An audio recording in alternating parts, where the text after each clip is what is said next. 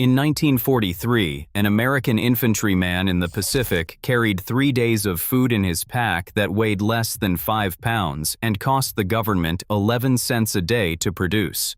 That food kept him alive through jungle heat and combat conditions that would have broken most modern adults in 48 hours.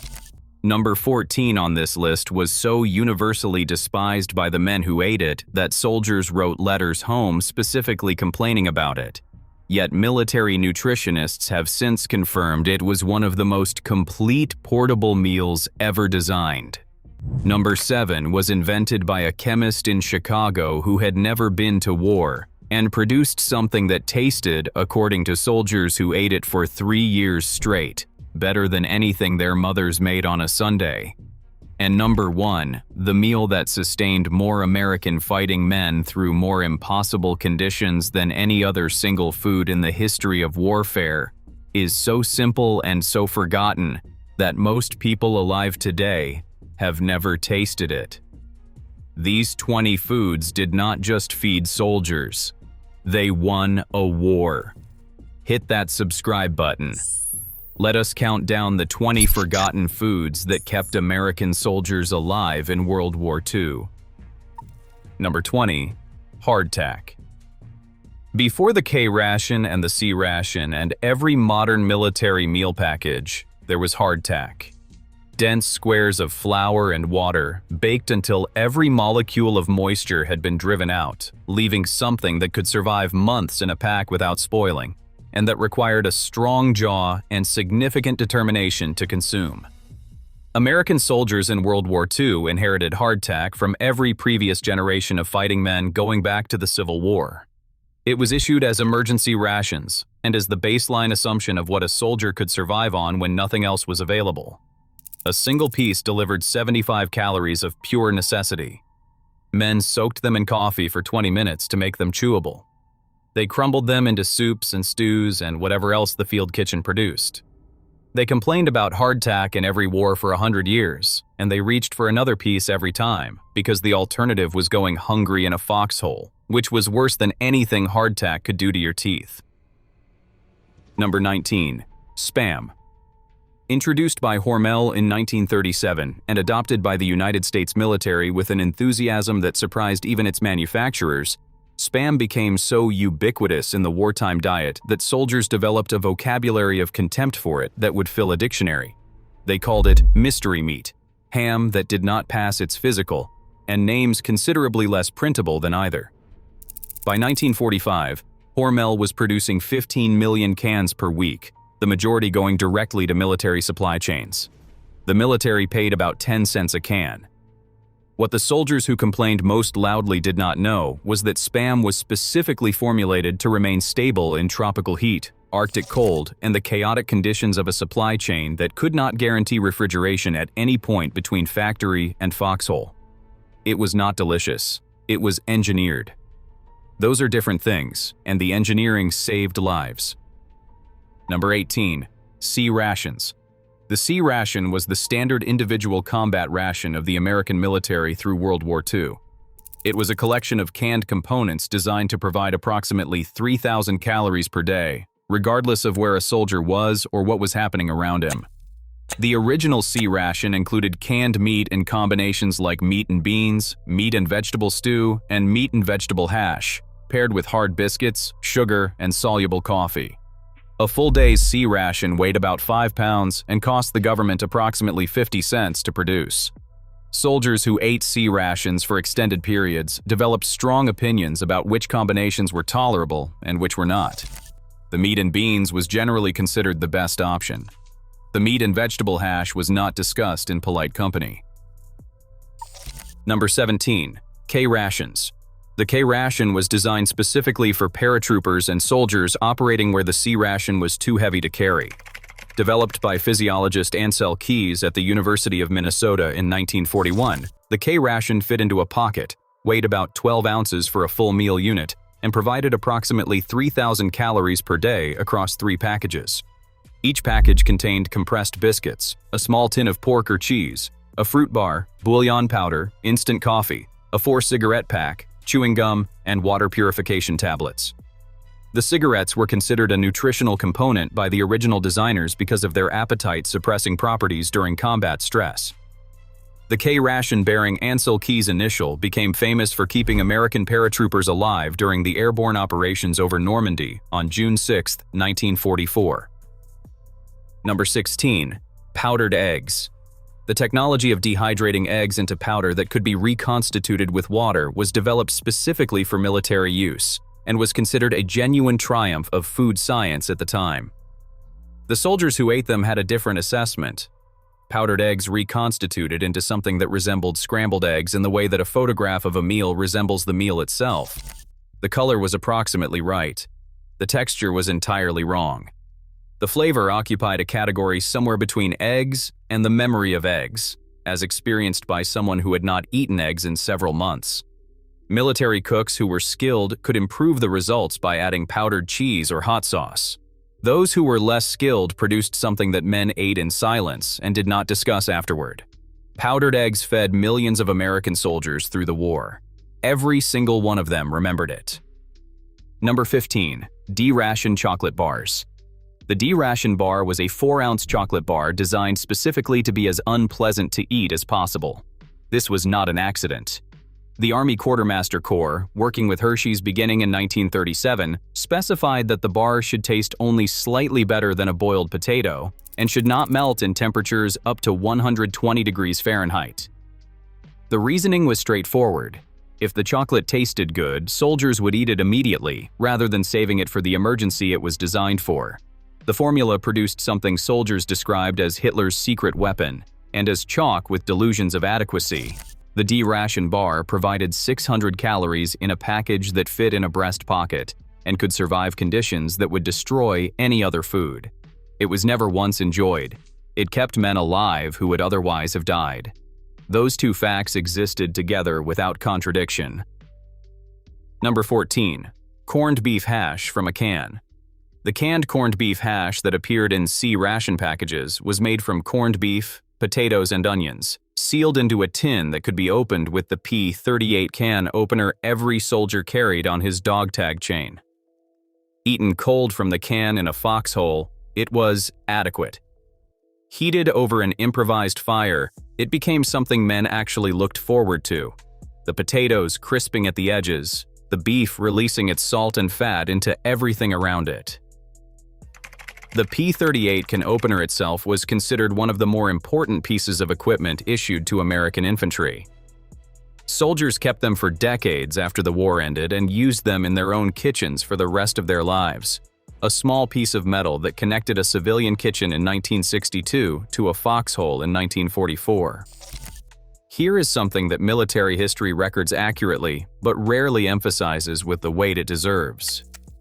The United States military in World War II fed approximately 12 million men across 6 continents simultaneously, a logistical operation of a scale that had never been attempted in human history. Military planners determined early that the single greatest threat to combat effectiveness was not ammunition shortage or equipment failure, but caloric deficit. A soldier who was not eating enough made worse decisions, tired faster, recovered more slowly from wounds, and was more susceptible to the diseases that historically killed more soldiers than combat did. The decision to invest heavily in food science and ration development was not a humanitarian gesture. It was a military calculation. The best-fed army in the field would outlast the worst-fed army given roughly equivalent equipment and training. The American military understood this and acted on it with the same systematic intensity it applied to weapons development. Number 13. SOS on toast. The military version of creamed chipped beef on toast, known by a name that cannot be repeated on this channel, was the standard breakfast offering of military mess halls throughout the war. Dried beef, shredded into a white sauce made from butter, flour, and powdered milk, served over toast. Every soldier ate it. Most complained with the specific creativity that military service inspires. Some of them secretly liked it. None admitted this until they were very old. The meal cost the military about 8 cents per serving and provided protein, fat, and carbohydrates in a ratio calculated to sustain a man through a morning of physical activity.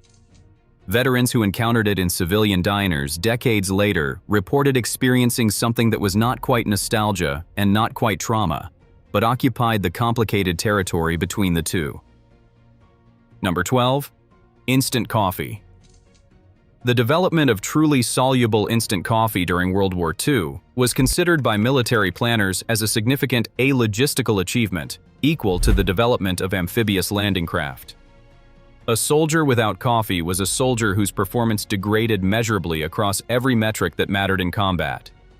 The instant coffee powder developed for K-rations dissolved in cold water, delivered caffeine within minutes, and it weighed almost nothing. It tasted roughly like coffee, in the way that a description of a building resembles the building. But it worked. It kept men alert during night operations, and it sustained the exhausted vigilance that combat requires for hours at a stretch. Soldiers who came home from the war never entirely stopped drinking instant coffee, not because they had forgotten what real coffee tasted like, but because instant coffee tasted like surviving. Number 11. Peanut butter from ration tins. The inclusion of peanut butter in military ration packages was one of the more successful decisions made by the Quartermaster Corps during the war. Peanut butter provided protein, fat, and calories in a package that required no preparation, did not require refrigeration, and did not spoil in tropical conditions. Soldiers spread it on hardtack, on field bread, on crackers from the ration package, and on anything else that would hold it. They mixed it with chocolate from the D-ration bar to produce something that tasted better than either component independently. Peanut butter consumption in the United States military during World War II introduced an entire generation of American men to a food many had not eaten regularly before the war. When they came home, they bought it for their children. American peanut butter consumption nearly doubled in the decade following the war. The Quartermaster Corps did not plan that outcome. It happened anyway. Number 10. Canned fruit cocktail. The inclusion of canned fruit in military rations was a nutritional decision that also turned out to be a psychological one of equal importance. Vitamin C deficiency was a genuine threat to soldiers in environments where fresh produce was impossible to supply. Canned fruit cocktail provided the vitamin C that prevented scurvy, and the sugar that provided quick energy. It also provided something no nutritional calculation could quantify: sweetness. Something that tasted like the civilian world that existed somewhere beyond the perimeter. The single maraschino cherry that appeared in every can became an object of significant interest. It was traded, gambled for, and occasionally the subject of genuine interpersonal conflict. It was one cherry in a can of fruit. In a foxhole in the Pacific in 1944, it was the most valuable object in the immediate vicinity. Here is what most people do not understand about military food in World War II. The soldiers who complained most loudly about their rations were the best-fed combatants on any side of the conflict. German soldiers by 1943 were operating on reduced rations as supply lines strained under the pressure of a two-front war. Japanese soldiers in the Pacific were frequently eating grass, bark, and whatever protein could be extracted from the jungle as American naval operations cut off resupply routes. The Soviet Red Army was sustained in significant part by American Lend-Lease food shipments, including Spam, canned meat, flour, and sugar. Soviet Premier Nikita Khrushchev acknowledged privately after the war that without American food supplies, the Soviet Union could not have fed its armies through the critical years of 1942 and 1943. The food that American soldiers complained about was keeping the entire Allied war effort operational. They were right to complain. They were also lucky in ways they did not fully understand until they saw what the other side was eating. Number 9. Field kitchen stew. When supply lines held and a field kitchen could be established close to forward positions, military cooks produced a stew from whatever the quartermaster had delivered. The base was almost always some combination of canned meat, potatoes, onions, and whatever vegetables arrived in the ration supply. Skilled field cooks produced a stew that men talked about for years afterward. A stew that arrived hot in a mess kit after a patrol and that required sitting down to eat properly. The act of sitting down to eat with a spoon, rather than eating from a can while moving, was itself restorative in ways that nutritional science cannot fully account for. The field kitchen stew was not better food than the C-ration components it was made from. It was better eating. The difference was everything. Number 8. Lemon drink powder. The lemon drink powder included in K-ration packages was not there for flavor. It was there because water purification tablets made water taste of chemicals, in a way that made proper hydration difficult for men already reluctant to drink from sources they did not trust. The lemon powder masked the chemical taste, and therefore increased the likelihood that soldiers would drink sufficient quantities to maintain the hydration that combat performance required.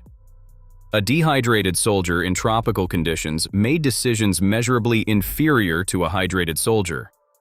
The lemon powder was a delivery mechanism for hydration disguised as a beverage. Soldiers complained it tasted like chemicals. It did, but they drank it anyway, because the alternative was thirst. Number 7. Pemmican bars. Borrowed from the indigenous peoples of North America who had been producing it for centuries, pemmican was a concentrated mixture of dried meat and fat, representing the most calorie-dense portable food available to soldiers in extreme conditions. The American military developed its own version for Arctic operations, combining dehydrated beef with rendered fat into dense bars that could be eaten without preparation, and that provided sustained energy where the body burned calories at an extraordinary rate simply to maintain core temperature. A single bar provided approximately 500 calories in a package weighing 3 ounces. Soldiers in the brutal Aleutian Islands campaign of 1943 relied on pemmican bars during operations when supply drops were impossible. The bars tasted of rendered fat and dried beef and nothing else. The men who ate them did so without comment, because comment requires energy, and energy could not be wasted. Number 6. Rice from captured supplies. In the Pacific Theater, American soldiers who captured Japanese positions frequently encountered rice supplies, the primary food source of the Japanese military. Some American soldiers who had never eaten rice before the war learned to cook it over field stoves in improvised containers, seasoning it with whatever ration components were available. They reported that it was among the more satisfying meals they had in the field because it was abundant, fresh in a way that canned food was not, and it required preparation, connecting a man briefly to the act of cooking rather than simply consuming. The rice that American soldiers ate from captured Japanese stores had been carried hundreds of miles through jungle supply chains that American naval operations had since severed. It was, in that specific sense, among the most honestly earned meals of the war. Number 5. Vitamin-enriched biscuits. Beginning in 1943, military nutritionists reformulated the standard ration biscuit to include thiamine, riboflavin, niacin, and iron, the vitamins most likely to be deficient in a diet consisting primarily of canned meat and hardtack. The soldiers who ate these biscuits had no idea they had been reformulated. They continued to find them unpleasant in the same ways they always had. The decision to add vitamins without announcing it was made because soldiers who knew their biscuits had been improved would expect them to taste improved, and the vitamins had no effect on flavor whatsoever. The deception was complete, effective, and saved an unknown number of lives that were never counted because the deaths they prevented never occurred. Number 4. Lend-Lease provisions. The Lend-Lease Act of 1941 authorized the United States to supply food and materials to allied nations whose ability to sustain their war efforts was in genuine doubt. The food component included 11 billion pounds shipped to allied nations over the course of the war, the largest transfer of food resources in human history to that point. This food included canned meat, flour, sugar, dried eggs, and Spam, which became so associated with wartime Britain that it entered the permanent vocabulary of British food culture. The Soviet Union received approximately 4.5 billion pounds of American food through Lend-Lease. The food that American soldiers complained about in their own rations was simultaneously sustaining the armies of every allied nation on Earth. The American food system in World War II did not just feed 12 million Americans in uniform, it fed the war. Number 3. Coffee and cigarettes as currency. Within the informal economy that exists in every military unit, American ration components developed exchange rates as precise as any commodity market. A 4-cigarette pack traded for approximately 2 units of canned fruit. A packet of instant coffee traded for access to a dry sleeping position. Chocolate from a D-ration bar traded for almost anything because chocolate was rare and desire for it universal. This informal economy was not incidental to military life. It was structural. It created social bonds between men who might otherwise have had nothing to exchange, established trust networks that had direct bearing on how units functioned under fire, and provided a framework for human interaction that persisted through conditions designed to strip everything away except the essential. The food that circulated through this economy was the same food that military planners had selected on purely nutritional grounds. What the planners had not calculated was that food would become the currency of human connection in an environment where human connection was the difference between a unit that held together and a unit that did not. Number 2. Field bread from mobile bakeries. The United States Army operated field bakeries in every major theater of the war, mobile units that could produce fresh bread close enough to the front lines that soldiers received something genuinely edible, rather than the compressed biscuits of the ration packages. A field bakery could produce 10,000 pounds of bread per day from flour, water, yeast, and salt.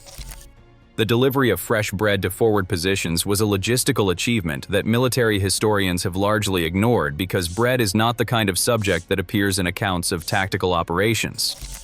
But the morale effect of fresh bread reaching men who had been eating from cans for 3 weeks was documented repeatedly in unit diaries and personal letters home. Food has always been more than nutrition in combat. It is evidence that someone somewhere is paying attention to whether you survive.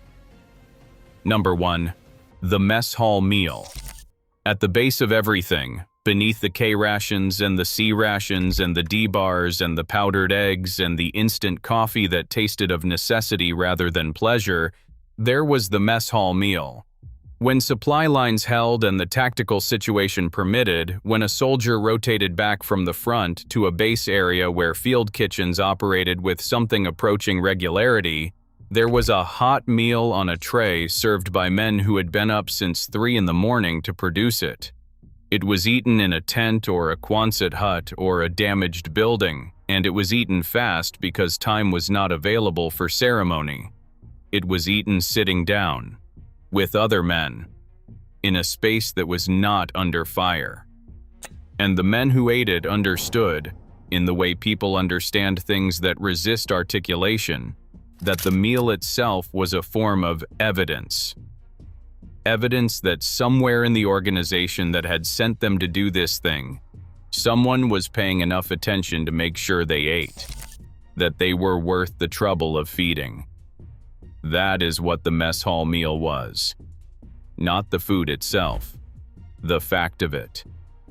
And it was the most important thing on this list. Here is my challenge. Look up what a K-ration actually contained.